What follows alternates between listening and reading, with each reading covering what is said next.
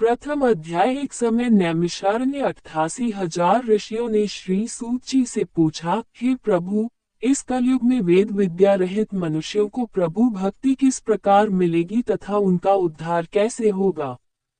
इसलिए हे मुनिश्रेष्ठ, कोई ऐसा व्रत कहिए जिससे थोड़े समय में पुण्य प्राप्त होवे तथा मनवांछित फल मिले।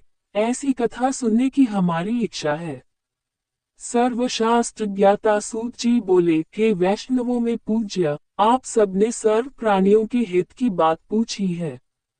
अब मैं उस श्रेष्ठ व्रत को आप लोगों से कहूंगा, जिस व्रत को नारद जी ने लक्ष्मी नारायण से पूछा था। एक समय योगी राज नारद जी दूसरों के हित की इच्छा से अनेक लोकों में घूमते हुए मृत्युलोक में आ पहुंचे। वहां बहुत योनियों में जन्मे हुए प्रायः सभी मनुष्यों को अपने कर्मों के द्वारा अनेक दुखों से पीड़ित देखकर सोचा कि किस यत्न के करने से निश्चय ही इनके दुखों का नाश हो सकेगा। नारद ऐसा मन में सोचकर विष्णुलोक को गए। वहां श्वेत वर्ण और 4 भुजाओं वाले देवों के ईश नारायण को, जिनके हाथों में शंख, चक्र, गदा और पद्म थे तथा वरमाला पहने हुए थे, देखकर स्तुति करने लगे। हे भगवान, आप अत्यंत शक्ति से संपन्न हैं, मन तथा वाणी भी आपको नहीं पा सकती। आपका आदि मध्य और अंत नहीं है। निर्गुण स्वरूप सृष्टि के कारण भूत व भक्तों के दुखों को नष्ट करने वाले हो। आपको मेरा नमस्कार है। नारद जी से इस प्रकार की स्तुति सुनकर विष्णु भगवान बोले कि हे मुनिश्रेष्ठ, आपके मन में क्या है? आपका यहाँ किस काम के लिए आगमन हुआ है? निसंकोच कहो।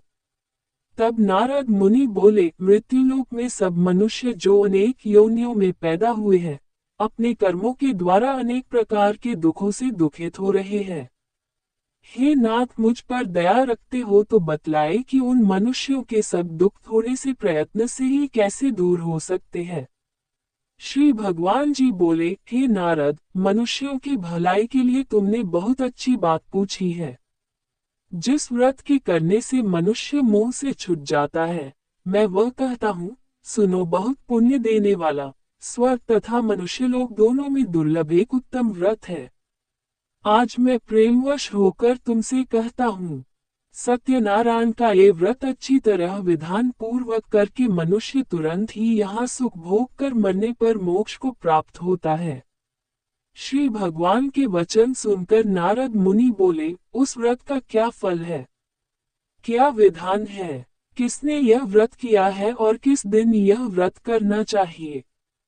विस्तार से बताए। भगवान बोले, दुख शोक आदि को दूर करने वाला, धन धान्य को बढ़ाने वाला, सौभाग्य तथा संतान को देने वाला यह व्रत सब स्थानों पर विजयी करने वाला है। भक्ति और श्रद्धा के साथ किसी भी दिन मनुष्य श्री सत्यनारायण भगवान की शाम के समय ब्राह्मणों और बंधुओं बांधवों के साथ धर्मपरायण होकर पूजा करे।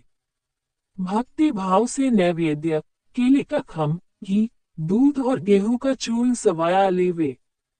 गेहूं के अभाव में साठी का चूर्ण, शक्कर तथा गुड़ ले और सब भक्षण योग्य पदार्थ जमा करके भगवान को अर्पण कर देवे तथा बंधुओं सहित ब्राह्मणों को भोजन करावे। तत्पश्चात स्वयं भोजन करे, नृत्य गीत आदि का आचरण कर सत्यनारायण भगवान को स्मरण करते हुए समय व्यतीत करे।